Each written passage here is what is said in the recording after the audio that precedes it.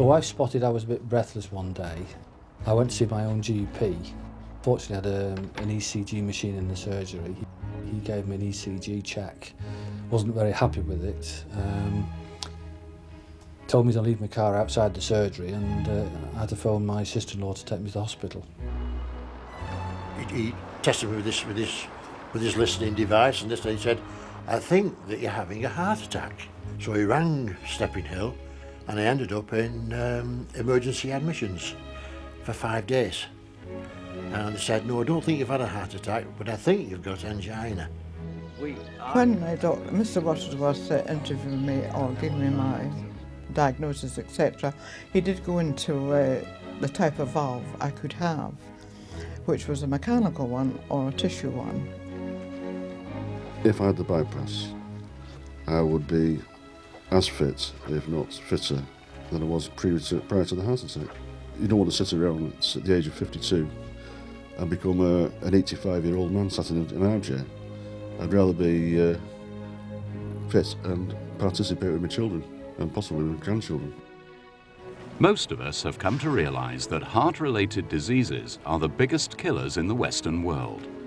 Here in Britain, over 250,000 people die from heart disorders every year. So, who exactly is at risk? Which of these people would you guess has a heart condition? Is it him? Could it be her? What about them? Well, in fact, it's all of them. Outward appearance counts for nothing. These people have had something wrong with their heart. You've been given this video because you, like thousands of others, have a problem with your heart. You'll know by now that this needs to be put right. But at this stage, a whole range of thoughts will be going through your mind. This video has been given to you to answer some of your questions about what happens next, to put your mind at rest about what is to happen to your heart.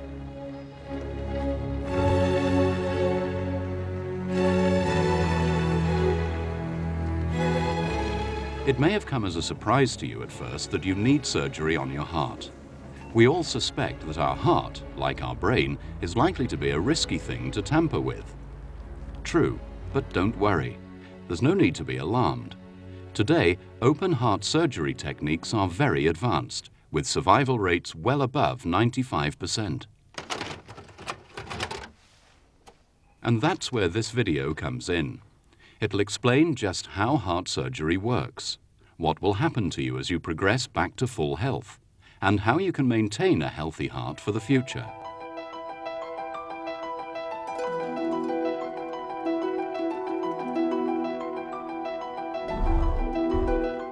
Let's start by establishing why you need to have heart surgery at all. Heart problems fall into two categories. The first is coronary artery disease, which affects the vessels that supply blood to the heart muscle. The second category is disease of the heart valves. Both of these can go on to affect the way the heart muscle pumps blood around the body. Heart attacks are the result of a condition called atherosclerosis. Over a period of time, fatty deposits or cholesterol collect on the inside walls of the arteries. These fatty deposits build up and narrow or even block the artery altogether. One of the strange things about the heart is that it needs blood to function itself, as well as supplying blood to the rest of the body. If one or more of these arteries become narrowed, the heart will continue to function, but with a reduced blood supply, causing pain. This patient is suffering from angina. As well as recurring, it's painful and disabling. Angina warns the patient that they may be at risk of a heart attack. A heart attack happens when the blood supply to the heart becomes so restricted that part of it dies from oxygen deprivation, what's known as a myocardial infarction.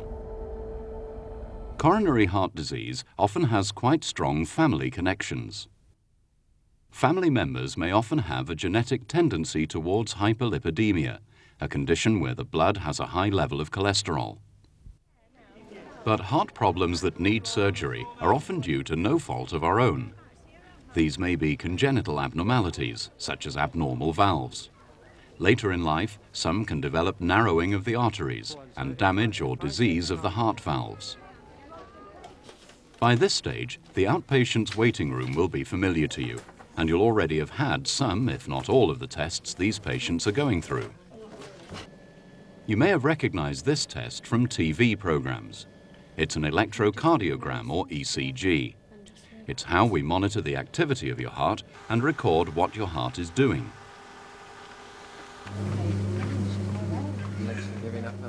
It may be that blood flow to your heart is adequate when you're at rest, but the exercise ECG is designed to show up insufficient blood flow when you exercise.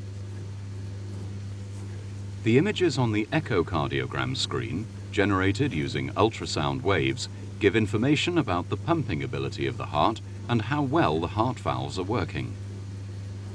You're also likely to have had an angiogram. It's basically an X-ray of the blood vessels in and around your heart. There's little risk in the procedure, and you probably found it only slightly uncomfortable. Okay, we're just taking it from a different angle now. You may even have watched what happened on the TV screen. A dye is injected through a thin tube into an artery at your groin or elbow to show up any narrowing of the walls of the arteries around your heart. I went to Wiltshire for this angiogram test, and it's a case of pushing a tube, making a little incision in your groin, and they put the tube through and they put dye inside so they can see, and it shows your arteries up, and you can watch what's going on through your own television set. At this point, you'll have been told what was found, and more importantly, what happens next. Most patients find it a great relief to know the results of this test, even when it's likely to mean an operation. One of your artery, which is a branch of the main artery, is blocked in the middle, and you can see there's very little flow going through it, very little blood going through it. But if at this stage there's more you want to know, it's important that you ask. When they'd done the test and they put me in the recovery room, Dr. Hancock, the lady who'd done the test, came up and said to me, well, Mr. Fellows, I'm afraid that you've got problems with a blockage in your arteries. You're going to have a heart operation. And I could have fell off I was laid down on a trolley, but I could have fell off. I didn't expect her to say that. I was so shocked. I said to her, are you going to do it now?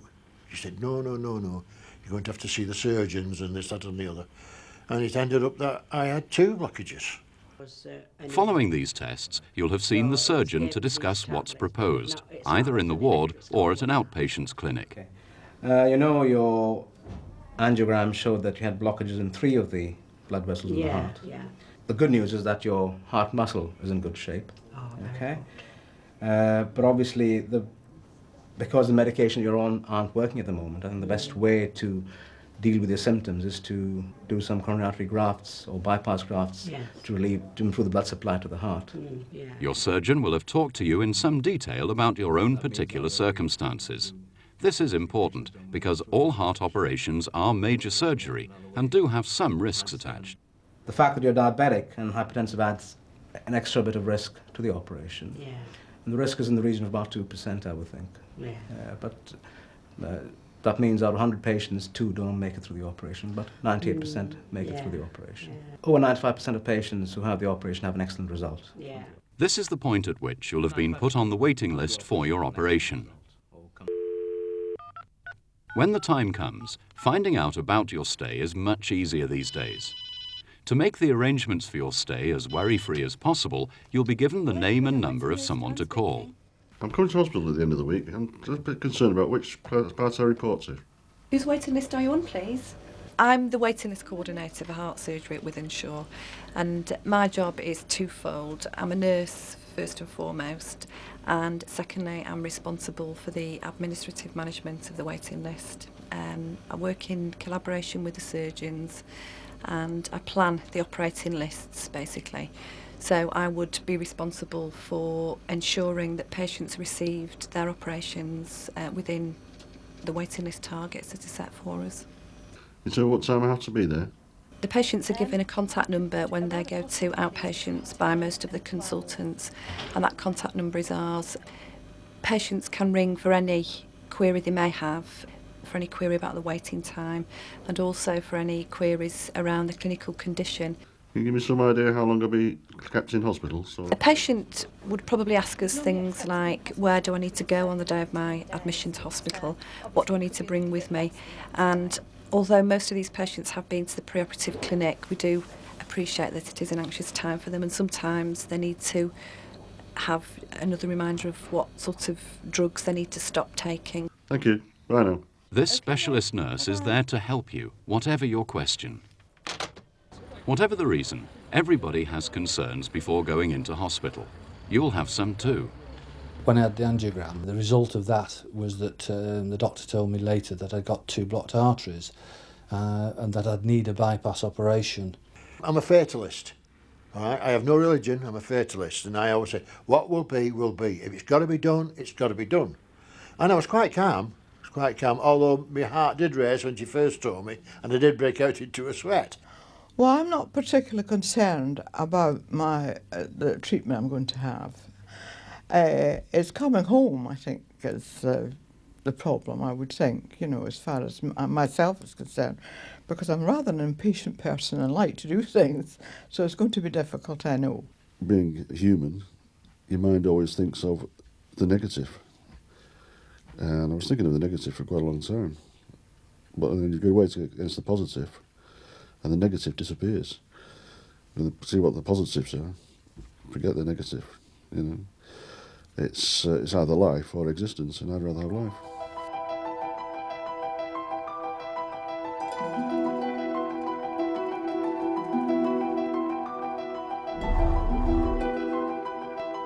Just need to clean the skin for you. Shortly before admission for your operation, you'll be asked to come to a pre-op clinic to see your specialist nurse and doctor to check your fitness for surgery. There's another sample that just checks your clotting is normal. Some of the tests you've already had may be repeated. And the final sample, that just checks, make sure you're not anemic and your white cell count's normal, make sure there's no infection going on there. Right, just pop these leads on here and we'll get the ECG that will give us a picture of the electrical activity in your heart. And I just need you to relax and just keep nice and still, and it'll just take a few seconds. So, in your case too, tests have shown up heart problems and a need for open heart surgery to put the problem right. But these are usually routine procedures, involving no more than a short stay in hospital. So much for getting your mind round the operation. What about the practicalities of arriving at the hospital? Here at Wythenshawe, patient and visitor parking is simple and easy. There are 3 car parks at the east, west and south entrances. All are close to the hospital with easy access to the wards and clinics. And 5 parking areas, close to the entrances, are set aside for disabled patients. As you leave the hospital car park, you pay £1 for each visit up to 24 hours. If you have to make lots of visits, ask on the ward or at outpatients about a scheme that can reduce your parking costs. But you or your relatives don't have to have a car to get to the hospital. Public transport is a really practical alternative. Within the Manchester area, there are direct bus services to Wythenshawe Hospital from Altrincham, Cheadle-Hulme, Chorlton, Sale, Manchester Airport, the city centre and all points in between. All services stop close to the east, west and south entrances. By rail, the most convenient stations are Manchester Piccadilly and Manchester Airport, with bus links direct to the hospital. And if for any reason you can't make it to hospital under your own steam, an ambulance can be arranged for you through your own GP. Wythenshawe is a nationally recognised heart centre, but on the personal level, keen to make you feel welcome. Let's have a look at what happens when we arrive at Wythenshawe. Good morning. Can I have your name, please? Munton, M-U-N-T-O-N. Date of birth, David? 2nd of the 4th, 38. Today, David, you're coming into F6 under Miss Bridgewater, is that correct? That's correct. Okay, love it. Straight along the main corridor there where it says all of the wards and departments. At the very end is a lift on the right. If you go in the lift, press number 2. To the 2nd floor, just turn right along the corridor. You'll see F6. Bye. Bye. This is the day room where we'd like you to sit just for a while. Like all of us, you will want to have a healthy heart. But getting your mind round it may be something else. Both you and your family may well have questions you will want to ask the staff. Any questions? How long will the operation take? Don't be afraid to ask questions, no matter how trivial they may seem. The staff will encourage both you and your family to talk about anything that's on your mind. After all, it's your operation and your heart. Good morning. Can I disturb you? Yes. My name is Alan. I'm from the Ticker Club. We're a patient support group for Wythenshawe Hospital. You may want to talk to someone who's already been through open heart surgery.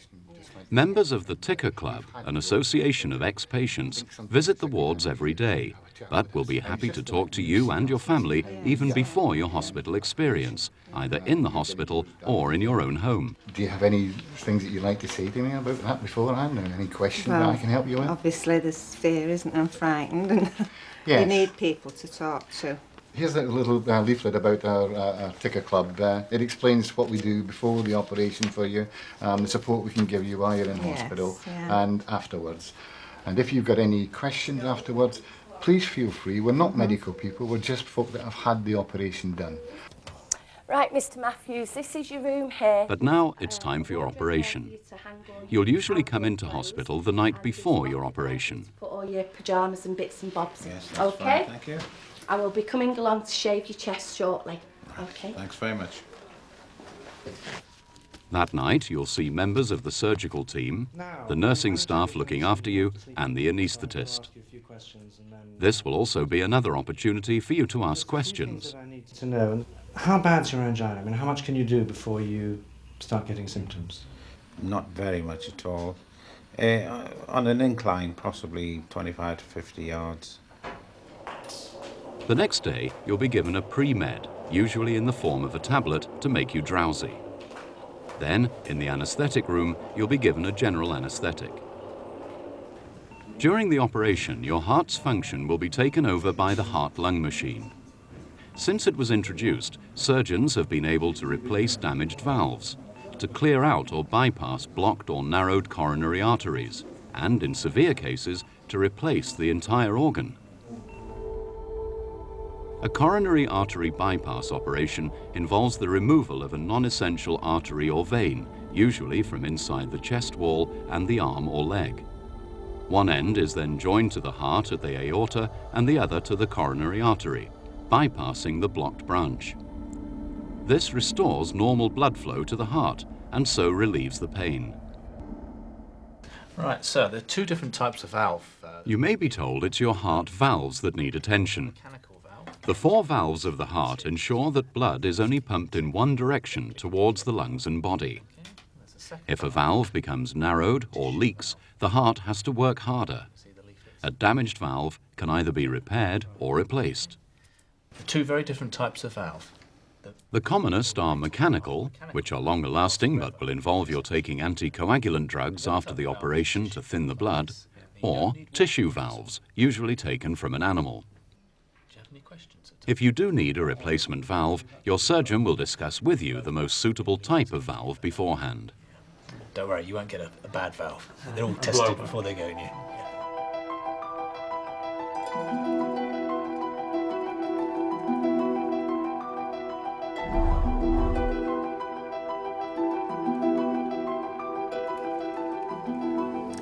Okay there, David, you're doing really well. Let's take this tube out for you now, and you can do some breathing on your own. Just cut the tape, pull the air out, open your mouth. Why did you carry? Well done.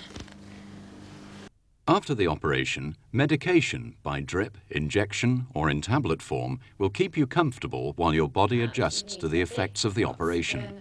Pain relief is very important to your recovery. And you're breathing on your own. Well done, you've done really well. The operation's all over and you're on intensive care. Well done. Recovery after surgery is an important part of rehabilitation, but the rate of recovery can be different for each patient. I actually had been operated on, I'd been through intensive care. The first recollection of awareness was back in the high dependency unit. I had the drains removed from my chest and a bed bath in HDU. But I can vaguely remember that happening, but I know it happened then, but I mean, that's all I can remember about it. I went to sit up. I thought, flipping heck, that's great. Because before, I used to have trouble sitting up. You have to lean back, legs in the air, and roll out of bed. Didn't have to do that. It was just use this elbow, and I'm still doing that now.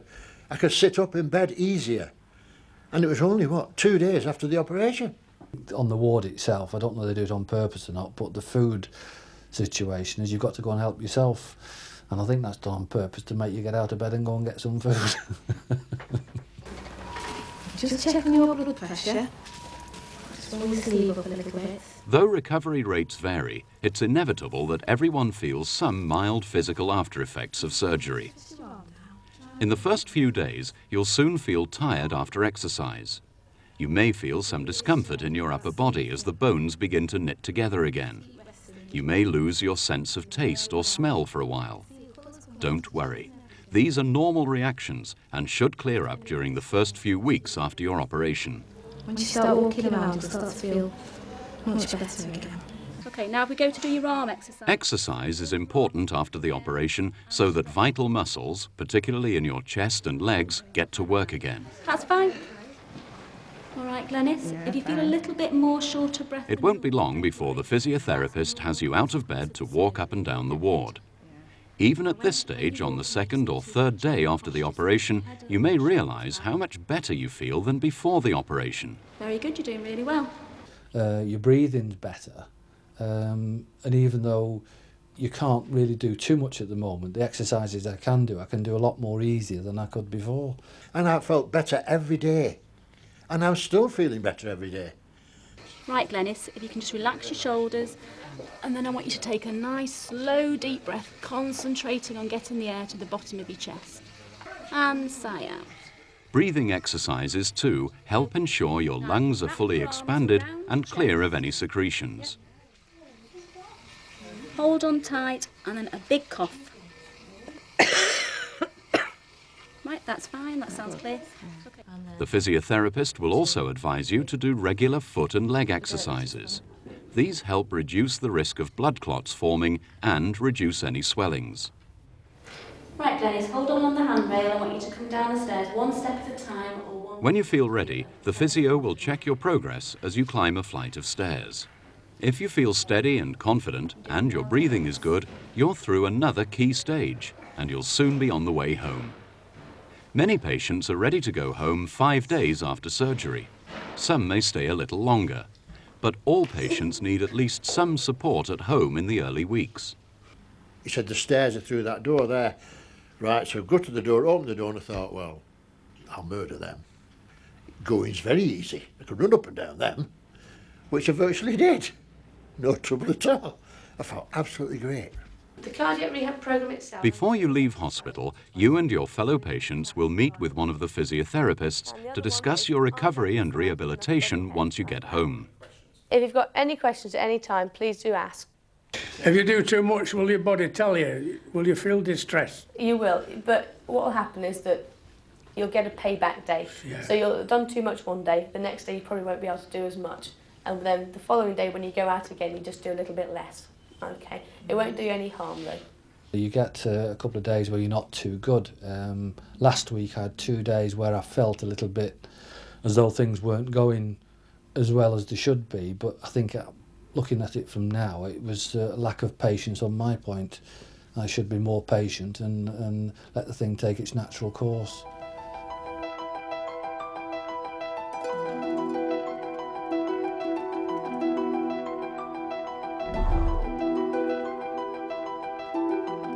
The rate of recovery after discharge is exceptionally high.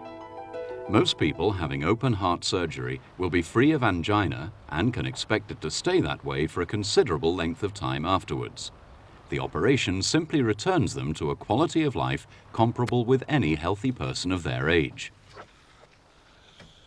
Once I was back home, silly things, what you would term as silly things normally, was bending down, tying my shoelaces. When I used to tie my shoelaces before and then sit back up again, I was totally out of breath But now I can bend down, even though I've got discomfort in my chest, I can bend down, tie my shoelaces, and I've no breathlessness whatsoever. The other exercise I'm allowed to do at the moment, apart from washing pots, is the walking around the estate. I can do up to about a mile at the moment with no discomfort whatsoever. And I think over the next week or two, I'm going to double that to 2 miles. Just had walked in the garden for the first couple of days, and then I walked to the end of the road the third day and back, not very, very far, and gradually worked and extended and extended and extended. Breathing was getting better again every day. The pain was getting easier every day. I had a shock when I did a sneeze, that tittled a bit. Everything, all the problems that you have when you've had the operation, you think, oh God, you know, what's this, what's that, what's the other? They're improving all the time, and I don't expect to improve as quickly as I did. But we need to help the heart continue to benefit from its new start. The motivation will be there, and with a little willpower, it's possible to keep up the good work. For the first couple of days, it's worth following the same routine as in hospital. It's normal to feel tired for the first few weeks after leaving hospital. You'll have been told that exercise is important, but don't worry if you get tired very easily. The body is still healing. During this time, try to do a little more each day, but be aware that you'll still need plenty of sleep, rest, and relaxation. Anyone can learn relaxation. All it costs is a little concentration. There are a number of advantages to practicing relaxation. It can lower blood pressure and cholesterol and help the heart rate and breathing. Your physiotherapist will help you with this and suggest some simple exercises. Remember, only do as much exercise as is comfortable for you. Take it easy. Don't push yourself too much, or you could just make matters worse.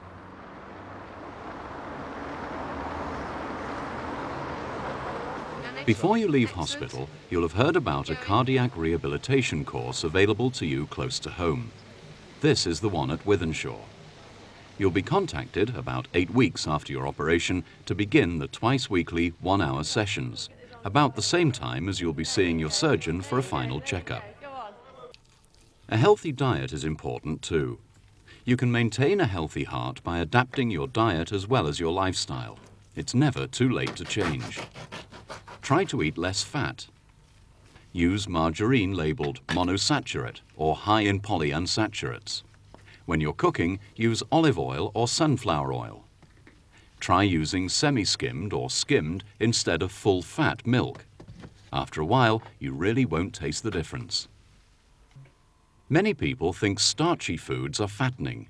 In fact, they're all very low in fat, unless you use fat to cook them. Try eating more fruit and vegetables. They're high in vitamins and fibre and can help reduce cholesterol levels. Reducing your intake of salt can help bring down high blood pressure. Making a few changes to your lifestyle can also help maintain a healthy heart. And smoking, you don't want to take that up again. Make the effort to take more exercise. You'll feel so much better for it, it soon won't be an effort anymore. Open heart surgery is designed to help put your life physically back on track. But it's also likely to make you feel better about yourself and your new lease of life. That's what we mean by hearts and minds. My quality of life, I anticipate, will be a lot better than it is now. Anything will be an improvement, but I hope it'll be better than it was prior to my heart attack. Now, I'm not going to say there isn't any pain. There's a little bit, but it's nothing that you can't cope with. And they give you painkillers like you've never seen before. Within the next few weeks, I'm hoping to sort of pick my golf clubs up again and get some work on my swing, which wasn't very good to start with. So I hope that's improved. I'm looking forward to being able to walk again and just lead a normal sort of life. You know, and as much do the things I used to do before. Well, I'm looking forward to playing golf. I'm looking forward to be able to do all sorts of things. I'm looking forward to going abroad. And if there's anyone in the family say to you, oh, I don't want you to go and have that done, you know. Don't you take any notice of them at all. You go and have it done. It's worth £1 million. You'll win a better quality of life. You'll win a more enjoyable life. Now I've had the operation, I'm hoping to start doing the tango again.